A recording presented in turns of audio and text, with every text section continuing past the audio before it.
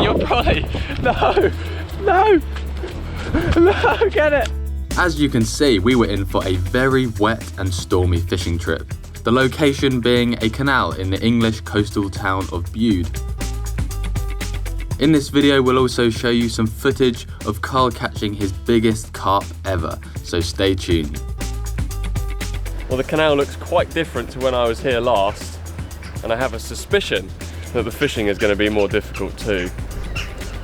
I don't think I've ever seen that many ducks in my life. We took a little stroll along the canal and looked for somewhere nice to start fishing.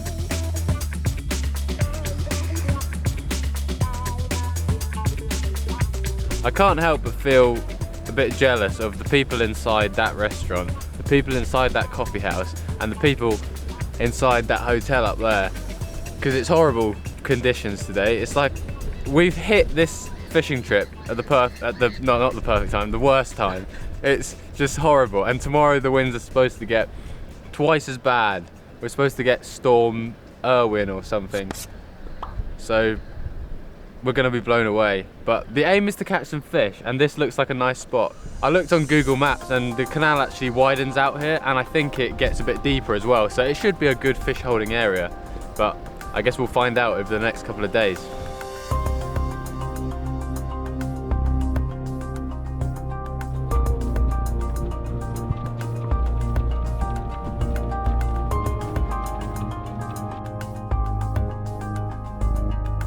Winter can be a really ugly time of year when landscapes look barren and the wind and rain never seems to stop. So let's just take a time machine back a few months to when the sun was shining in France, where Carl and cameraman Josh visited Gigantica carp fishing lakes in an attempt to catch some huge fish. There's two fishing lakes at Gigantica, Carl and Josh choosing to fish on the Road Lake, which holds good numbers of large carp.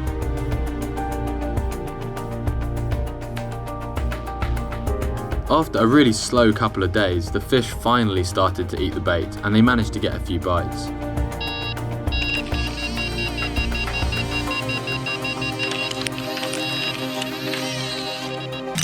Do you think you've got a fish on? No. Do you think that was a bite? I think it's a liner.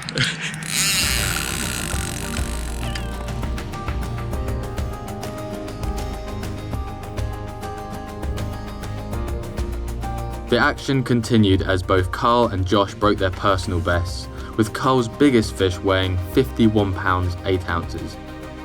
Oh, really? Yeah. I didn't think it was a PB. It's a PB. Congratulations.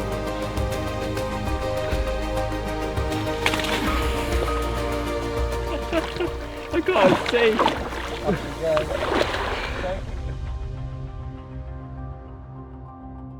The weather has completely switched. It's hammering down with rain now. It's now beautiful and sunny, and I can't wait to get started. Yeah, definitely.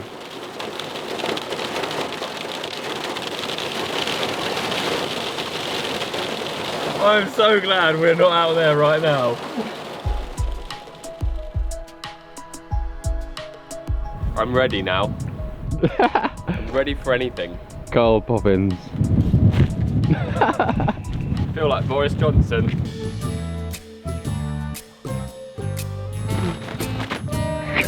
It just looks so funny. Oh my god! Let's put that away. Back in the storm, and our shelters were set up and rods rigged with simple pop-up presentations. Hopefully that would do the trick. Now let's get it cast out in the water.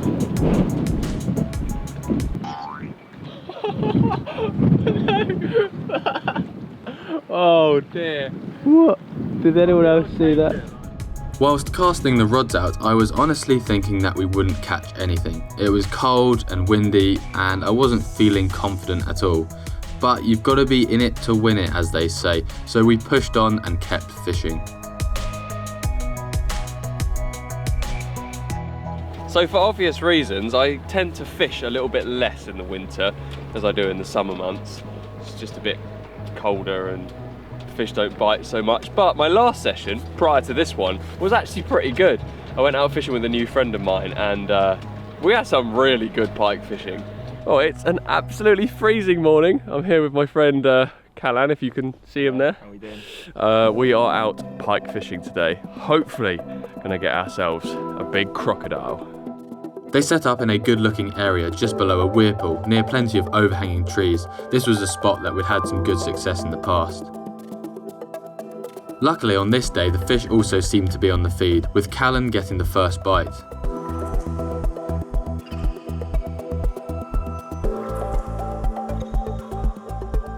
We've only just got the rod out as well. Hey, you know, that's nice. That is That's really nice. pretty nice. You can do it, bro. Landed! What a monster. We're saying about 14 pounds. Yeah, round about that. Definitely over 10. First pike of the day.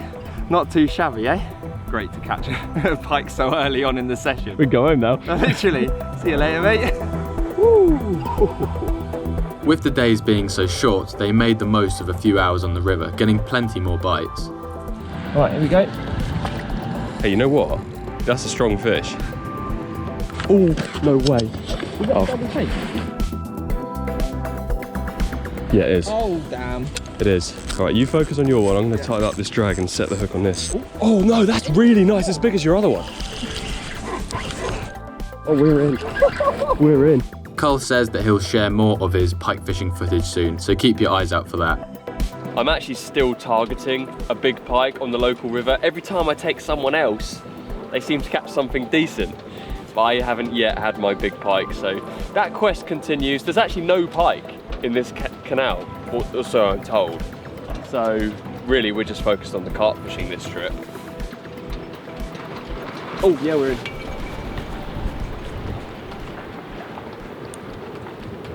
Good car? Don't know yet. Yeah, surely. It's a very. No, it's a brasm. Well, at least I caught something. I caught myself a little bream. I hope a carp is next. A big one too. Talking of carp, we were in Holland not so long ago. We fished at a place called Carp Farm Lake, where we got lucky enough to catch a couple of really nice fish. Also, on one of the days of our trip, we got to witness something pretty cool. The owner of the lake, Bert, has invited us over to do a bit of stocking. He's had a delivery of around 40 carp. I'm led to believe some of these fish are up to about 20 kilos. So we're about to see some really big fish. I'm going to help the guys get these fish stocked into the lake. It was actually a nice break from the fishing to watch all these carp being put into their new home. And it was also fun for Carl because he got to hold up plenty of fish, which is something that not often happens. Look at that, Alex. Another one going into the Carp Farm Lake, soon to be 50 pounds.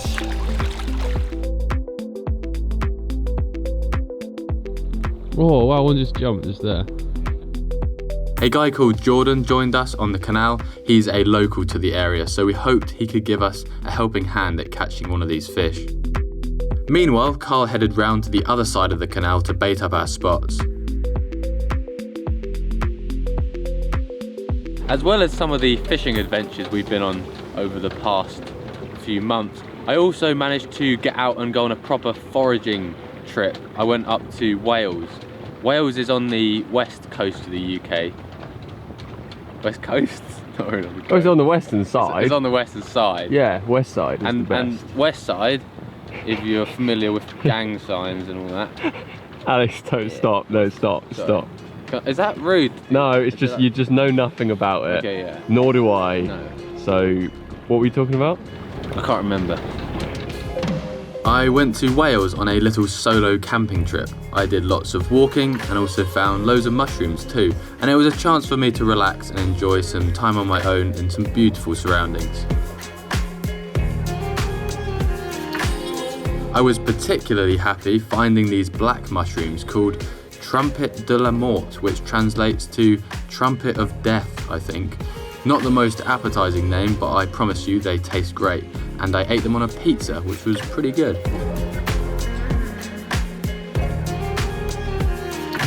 So that was really enjoyable, getting away for a few days, finding loads of mushrooms, going for some nice walks. Alex, when you say getting away, Yeah? Who exactly are you getting away from? You know, just general like busy life and, you know, stresses of your job and all that. That's fine. Not getting away from you. No. I would never think doing something like that. But my other sort of thing that I've been focusing on recently is trying to keep my bees alive, because my bees, which are in my parents' garden, are probably freezing right now. They've got to survive the whole winter, and they've got to keep their nest really warm. And as you can imagine, it's probably quite hard to do that when it's like minus temperatures out here and really wet and horrible weather. So I've been thinking about them a lot. I've been giving them plenty of food, like giving them supplemented sugars so they can stay healthy throughout the winter. And then fingers crossed, next spring they'll be alive and I can get some honey. I'm sort of very nervous that they're not going to survive, but also quite excited that next year we can have some good harvest. But currently it's getting dark, the lights are out. It actually looks quite beautiful, doesn't it? Yeah. Shall I get fish and chips later? Oh yeah. I'm gonna go in the village and pick up some food. Because then if we don't catch a fish, we can still have a fish. Yeah. Maybe, or if you are vegetarian, I could get a... Since when was I vegetarian? We could get battered halloumi. I'm just talking about the options, you know, because you could get battered halloumi and chips, or you could get battered... You could just Mars bar. You could just go to the pub and get battered. Yeah, good. Depending on how bad the fishing is. Yeah, we'll do that tomorrow, I reckon. If we haven't caught anything, we're going to the pub.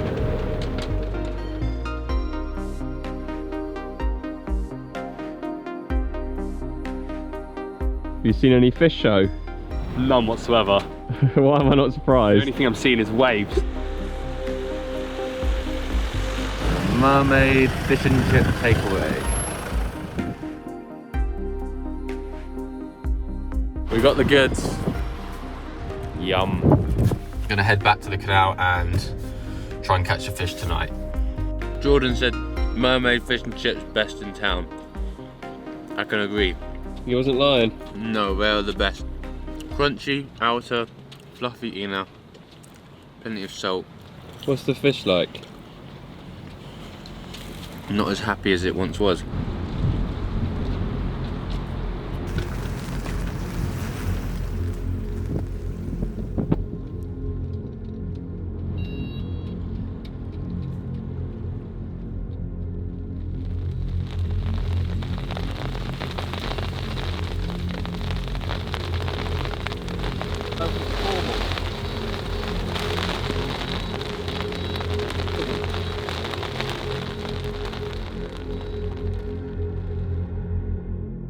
Around midnight, Carl hooked a fish that took a lot of line and felt big. Like that's a strong fish. It's going where it wants. No! No! Oh, what? Just literally just fell off.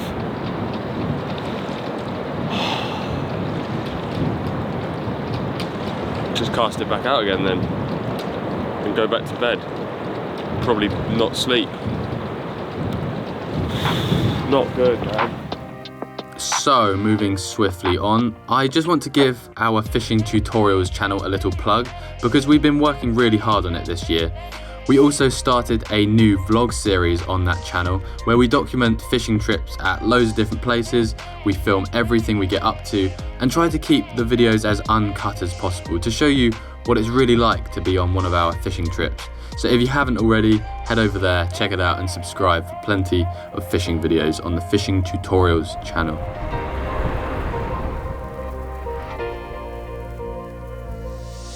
This is it, Alex.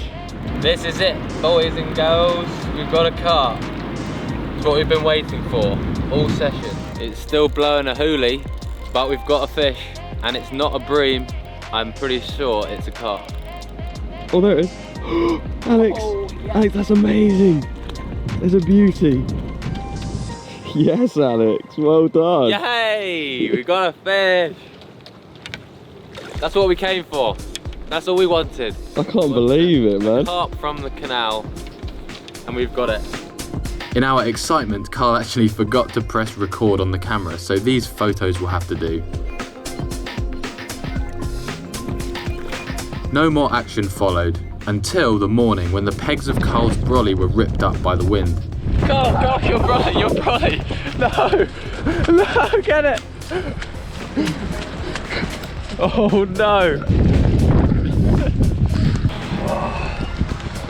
All your stuff is getting soaked. That was a close call. That nearly ended up in the sea. Mate, you would have gone, wouldn't it? Yeah. Oh dear. Oh, it's broken. No. At this point we decided enough was enough and it was time to go home. That's what a bad fishing trip looks like.